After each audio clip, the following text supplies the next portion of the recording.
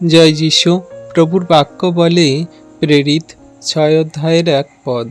আর এই সময়ে যখন শিষ্যগণের সংখ্যা বৃদ্ধি পাইতেছিল, তখন গ্রীক ভাষাবাদী যিহুদীরা ইব্রীয়দের বিপক্ষে বচসা করিতে লাগিল, কেননা দৈনিক পরিচর্যায় তাহাদের বিধবারা উপেক্ষিত হইতেছিল।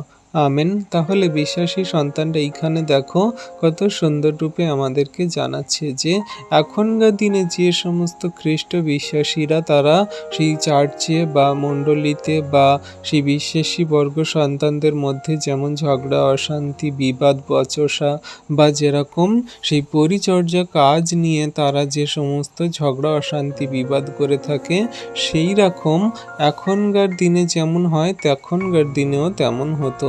যখন কিনা সেই মণ্ডলীতে অনেক বিশ্বাসী বর্গ সন্তানরা, খ্রিস্ট বিশ্বাসী সন্তানরা বৃদ্ধি পাচ্ছিল, বেশি হচ্ছিল, তখন সেই গ্রিক ভাষাবাদী এবং ইব্রীয়দের মধ্যে তর্ক বিতর্ক, বচসা, ঝগড়া, অশান্তি, বিবাদ লেগেছিল যে কে কোন কাজটা করবে, কে কেমনভাবে সেই জীবনযাপন করবে। তারা যেসব বিধবারা ছিল তারা কি পরিচর্যা কাজ থেকে উপেক্ষিত হচ্ছিল, করতে পারছিল না। কেউ কাজ করতে পারছে, কেউ করতে পারছে না, কেউ খেতে পাচ্ছে, কেউ খেতে পাচ্ছে না। তারা সেই খাওয়া দাওয়া নিয়ে ব্যস্ত ছিল।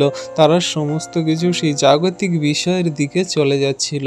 আর তখন সেই পিতর, সেই প্রেরিতগণ তারা নানান রকমভাবে লোকদেরকে ডেকে তারা সমস্ত কাজকে ভাগ করে দিয়েছিল, যাতে কোনো মতে না ঝগড়া, অশান্তি, বিবাদ হয়, কোনো মতে না তারা সেই প্রভুর কাছ থেকে বঞ্চিত না হয়। তাহলে বিশ্বাসী সন্তানরা আমাদেরকেও করতে হবে। শুধু খাওয়া দাওয়া, শুধু খালি মণ্ডলীতে টাকা পয়সা, ধন দৌলতের দিকে সেই গুরুত্ব দিলে হবে না। প্রভুর আসল যে কাজ, সুসমাচার প্রচার করা, জগতের মানুষকে তার সেই পরিত্রাণের বিষয় বলা, স্বর্গরাজ্যের বিষয় জানানো, এটা অবশ্যই আমাদেরকে বলতে হবে, জানাতে হবে, সেই মতো কার্যও করতে হবে।